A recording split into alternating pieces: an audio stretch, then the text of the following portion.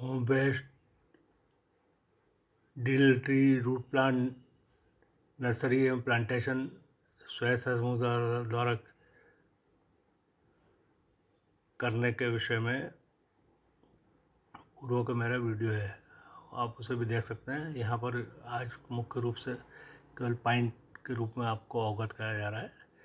यूँ तो बहुत सारे अन्य भी बायोडीजल के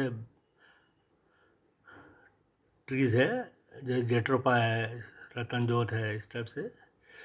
और बाकी इसमें अभी जो हम बात कर रहे हैं कि ये काजू, लक्ष्मीतरू, पीलू, हिंगोट, करंज, इनकी मुख्य रूप से बात कर रहे हैं। काजू और भिलावा बॉटनिकल अनैगार्डियन शब्द से मिलता जुलता है, एक ही बॉटनिकल फैमिली के हैं। और भिलावा तो बहुत तायद रूप से जंगलों पर लगे हुए हैं। और भिलावा और काजू को जो आयल रहता है वो समकक्ष माना जाता है। और काजू का जैसे मैंने बताया था कि पूर्व के इसमें कोस्टल एरिया जो है भारत के, उसमें लगे हुए हैं, जैसे महाराष्ट्र, कर्नाटक, केरल, तमिलनाडु, उड़ीसा, आंध्र प्रदेश, इस प्रकार से जो कोस्टल एरिया है उसमें लगे हुए हैं। क्योंकि कारण क्या है, वहाँ पर समुद्र के पास समशीतोष्ण वातावरण, पहाड़ी पर होना और समुद्र के पास होना, अतः वहाँ पर ये प्राकृतिक रूप से अच्छी तरह लगते हैं। उसमें नेटिव माना जाता है उनको वहाँ पर। और बाकी 2004-05 के आसपास छत्तीसगढ़ में इसको लगाया गया था। जैसा कि मैंने पूर्व में बताया था कि जलवायु एक बहुत महत्वपूर्ण कड़ी रहती है इस मामले में। जलवायु जो कोस्टल एरिया की रहते हैं वह समुद्र किनारे होना, पास में होना। पर छत्तीसगढ़ में जो प्रयोग किया गया था वो सफल रहा। यह है कि जो उस समय काजू का जो गुण रहते हैं आयुर्वेदिक मेडिसिनल वैल्यू, वो उससे कम रहते हैं अपने कोस्टल एरिया को जो काजू आते हैं उससे। पर बाकी ऑयल के मामले में तो बराबर रहता है, ऑयल परसेंटेज में कोई फ़र्क नहीं पड़ता। हम यहाँ केवल बायोडीजल ऑयल के बारे में बात कर रहे हैं। काजू का उद्देश्य जो है लगाने का, वो बायोडीजल, क्योंकि ये ड्राई फ्रूट भी है और इसका वैल्यू भी है। जैसे भी चाहे तो वो बेच सकते हैं, ड्राई फ्रूट के रूप में भी मतलब निकाल के बेच सकते हैं, या फिर अपने केवल सीड भी बायोडीजल प्लांट को दे सकते हैं। अब यह है कि इन स्वायत्त समूह का इन वृक्षों को लगाने में योगदान बायोडीजल के संबंध में कैसे है, यह एक ब्रह्म प्रश्न है। अब यह है कि स्वायत्त समूह अपने इकाइयाँ ढूंढते रहते कौन से लगाए। तो देश में क्या 5000 ब्लॉक है, और प्रत्येक ब्लॉक में यदि 20-20 समूह है और वो लगाते हैं तो 1 लाख समूह अपने रूट प्लांट नर्सरी तैयार हो सकती है।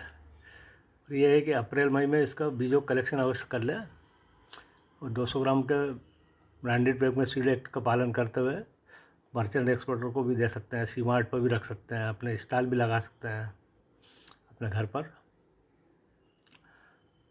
क्योंकि अभी भी क्या है, इन वृक्षों की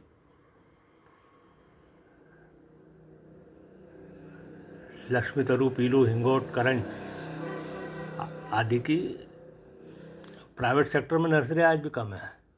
और उसमें पूछा गया था कि भाई प्राइवेट नर्सरी क्यों नहीं आई पाई, तो 40-50 साल पहले क्या जंगलों में बहुत बहुत तायत से पाया जाता था ये। और धीरे धीरे अपने पॉपुलेशन बढ़ने के कारण बहुत ज़्यादा इनका विलोपन हुआ है। तो विलोपन होने के कारण ये लुप्त होने के कगार पर है। बहुत सी जगह तो विलुप्त होने की प्रजाति में भी इनको ले लिया गया है। तो इनका बीजों का एकत्रीकरण करके रूट प्लांट नर्सरी लगाए तो स्वयं समूह बहुत अच्छा लाभ होगा। मार्केटिंग पर प्रॉब्लम नहीं है, क्योंकि आने वाला समय जो इसी का है, भविष्य बायोडीजल का। क्योंकि विश्व के अन्य देश भी भारत से इन बीजों का इंपोर्ट कर रहे हैं, और क्योंकि वहाँ भी महाजागृति आई हुई है इस मामले में, है ना। वो तो एक्सपोर्टर को 5 किलो के ब्रांडिंग पैक में लेबलिंग जॉब पर भी बेच सकते हैं। लेबलिंग का मतलब जैसे एक्सपोर्टर जो रहते हैं वो अपना मैटर पूरा देते हैं कि भाई किस तरह से इसको रहेगा, क्या रहेगा, and repacked by SHG and marketed by exporter name, उसको दे सकते हैं। ये जो इस प्रकार से वृक्ष लगाने का जो मोटिवेशन का विचार मेरे को जब आया, जब एक समय 2006 में चंद्रपुर फॉरेस्ट की नर्सरी गहन जंगल में हमने देखी थी भ्रमण के समय। नर्सरी ऑफिसर ने, रेंजर साहब भी थे, वो नर्सरी का भ्रमण उस समय कराया था। तो नर्सरी के चारों ओर 100 वर्ष पूर्व के ही ब्रिटिश का टाइम से ही वृक्ष लगे हुए थे, तत्कालीन रेंजर साहब ने लगाए होंगे। और उसके बाद वो परंपरा आज भी चल रही है कि नए वृक्ष बीजोत्पादन हेतु इन्हीं ये अपने इनके चारोली, गोंद आदि के लगाते रहते हैं। गोंद में मतलब मुख्य रूप से धावड़ा और कुल्लू का, ये इस प्रकार से बीजोत्पादन हेतु लगाते हैं। भ्रमण के समय क्या है कि कोई विकास संबंधी कोई नॉवेल्टीज कार्य हमको दिखता था तो उसको हम ग्रहण करते थे।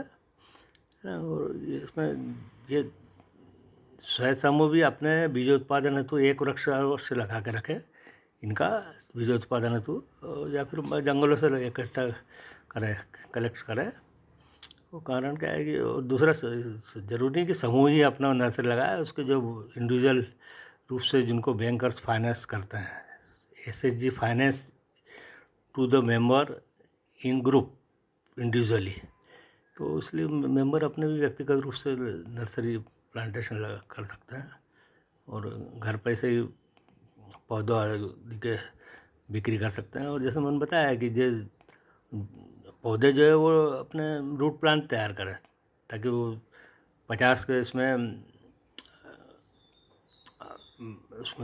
स्टिकर भी लगा दे कप के ऊपर, ताकि वो तुमका नाम वगैरह, बॉटनिकल नेम वगैरह, MRP वगैरह सब लिख कर उसको बेच सकते हैं। उसी प्रकार बीजों की भी बिक्री कर सकते हैं ताकि अन्य भी इसको लगा सके, उसमें कोई दिक्कत नहीं है। और ई प्लेटफॉर्म आदि पर भी, जैसे सरस आदि पर भी इसको बिक्री की व्यवस्था है और इसको कर सकते हैं।